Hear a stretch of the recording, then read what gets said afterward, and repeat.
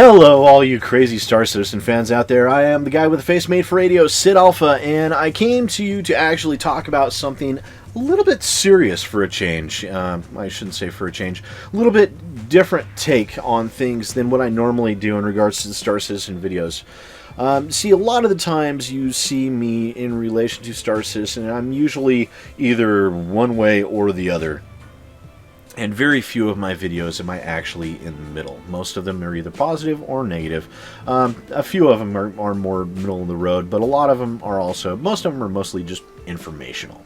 And that's perfectly fine. That's okay. That's, kind of my intention is to help keep you guys better informed and with more realistic information and everything than, than what the hype machine puts out there for you guys.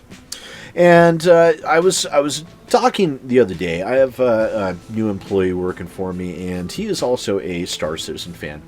And we ended up talking for a little bit close to the end of the day about things. And, so he, I started talking about how, I kind of, we were talking about, to be honest, we just started talking about Derek Smart. And he was, firing Derek Smart, torch and pitchfork came out immediately.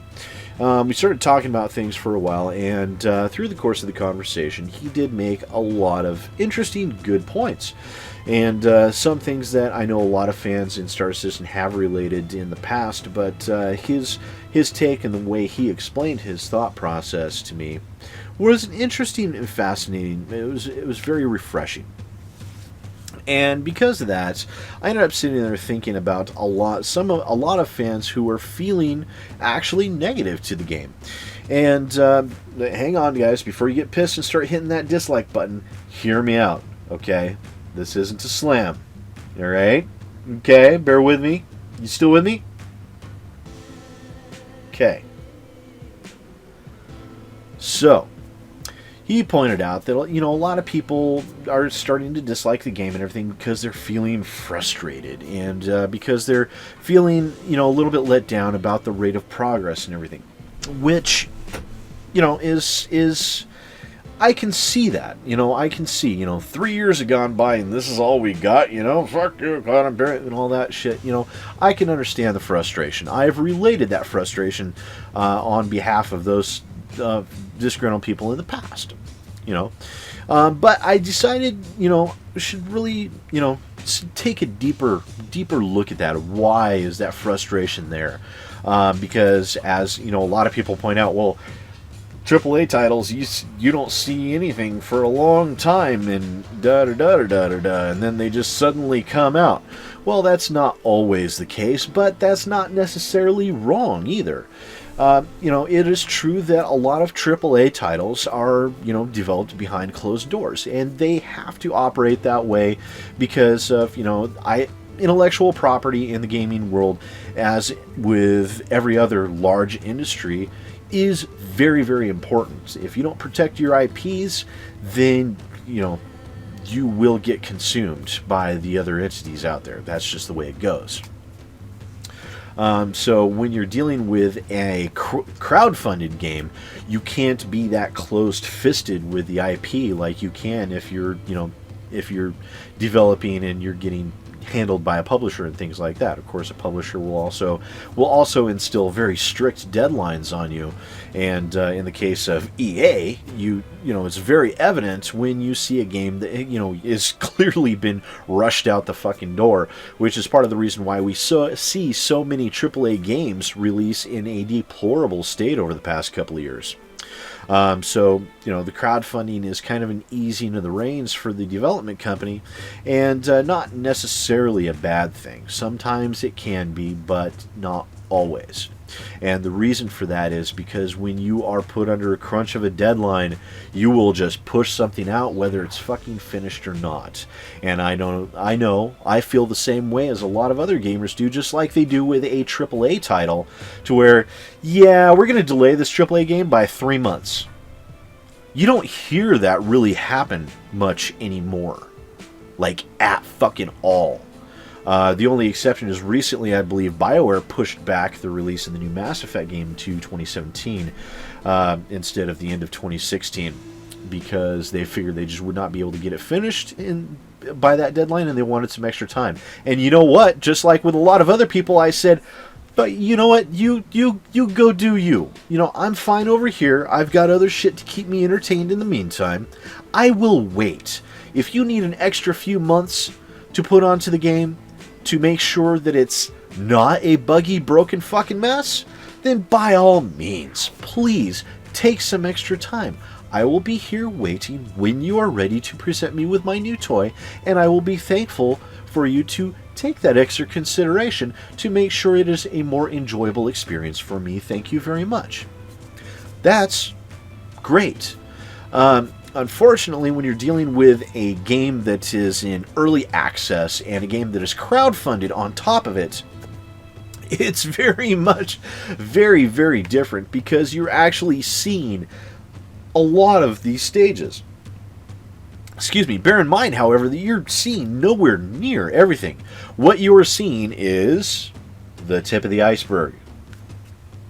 Okay, all you're seeing is a bunch of stuff to keep you happy and keep you playing in the meantime, while they develop a lot of shit under the surface, and are like, you know what? I need some bug testing done on this. It's in a playable state. Let's shoot it up. They'll start reporting all the bugs so we can go fix it, and that will save us time from being able to QA this thing, and we can move on while they're testing the shit out of it, while we're working on this, and then, you know, the bug fixer, the bug smashers guys will fix that while we're working over here. It helps with the workflow, and it does help speed things up, and it is very, you know, it can be extremely useful. Information can be extremely helpful to the development process. And I think with them staging things out in the releases like they are doing with Star Citizen, I think that's a fairly responsible thing. And I'm glad to see them doing the monthly content releases, where they start tossing something up there every month. Whether it's a lot or a little, it is something there to be QA'd for them, and bugs can be reported and everything, so they can make sure that that's patched up for the vast majority, so there's no glaring holes when they add more stuff onto it. You know, think of it as a layer cake where you keep on putting more stuff there.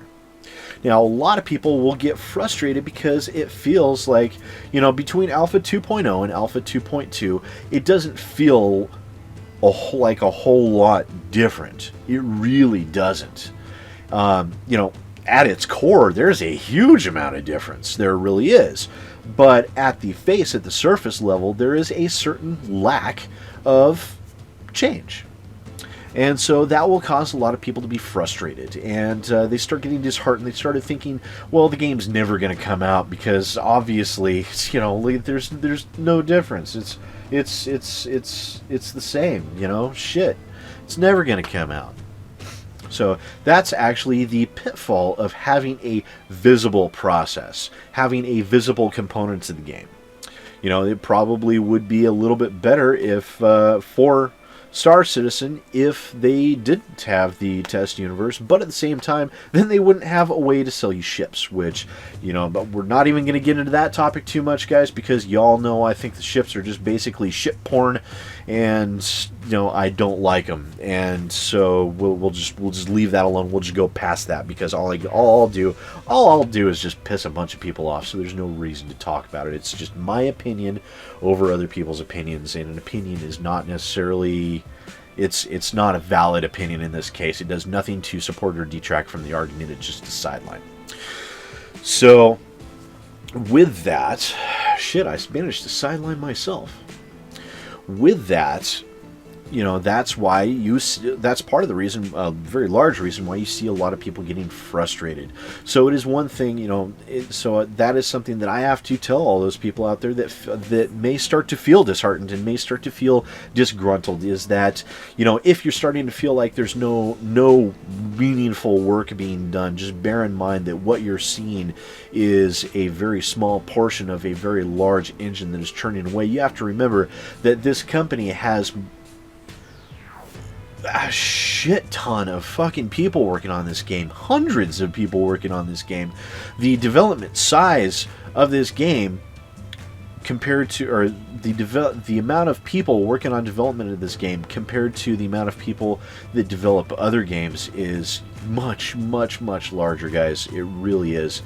And because of that, they will be able to make faster process on things, but it's still going to be some time before you start seeing massive, drastic, sweeping additions to visible feature content. So the feature content is basically the most superficial aspect of Star Citizen in itself in its current development process. And so while, yes, I would like to see a little bit more missions and things of that nature added on there, it's not necessarily, it's not required. You know, it would be nice, it'd help appease a lot of people, but it's, you know, you do you, Cloud Imperium, okay? Don't let me get in your way, and don't let me worry about it. Don't let me interrupt your development cycle. You know what you're doing. You got your hands on the reins. I think you're doing fine so far right now, so just stick with it, all right? So with that being said, guys, remember just to try and have a bit of patience, because what you're seeing is not the whole picture, and it never will be. It can't be, because if you had 100% visibility into all aspects of the project, they wouldn't be able to get anything done, okay? They would be so caught up in pushing out that visibility that they wouldn't be able to do anything else. So, you know, give them a little bit of grace and a little bit of room, a little bit of time, okay? They'll do them. We'll keep on doing us. I know that sounds weird, but just work with me here, okay? And eventually, it'll come out with something special. Remember, Squadron 42... it's getting close, guys. It's getting really close. And if that won't keep you appeased for a while they're working on getting Star Citizen to a much more playable state, then I don't know what will, because fucking Squadron 42, I want it so bad. I do. Anyways, guys, thanks for listening to me ramble for holy shit 12 minutes now. I really appreciate it. Don't forget to like if you like, dislike if you dislike, hit the sub button if you really like. If you want to, if you really like, you know, don't forget to share with your friends. You can follow me on Twitter, on Facebook. I have a Patreon. Links for those will be down in the bottom. And thanks again, guys. You, the Star Citizen fans on my channel, have helped make my channel feel just so awesome, and I love every single one of you. So thanks again. This has been the guy with the face made for radio, SidAlpha, and I'll see you out in the verse. Hey folks, SidAlpha here. If you enjoyed this video, please remember to like, subscribe, and share. If you want to check out some other First Impressions videos, feel free to click on the link on the left. If you're interested in staying more up to date with what's happening in the PC gaming community, feel free to click on the link to the right. The subscribe button is down at the bottom. Please show your support and punch that even thing as hard as you can. And once again, thanks for watching.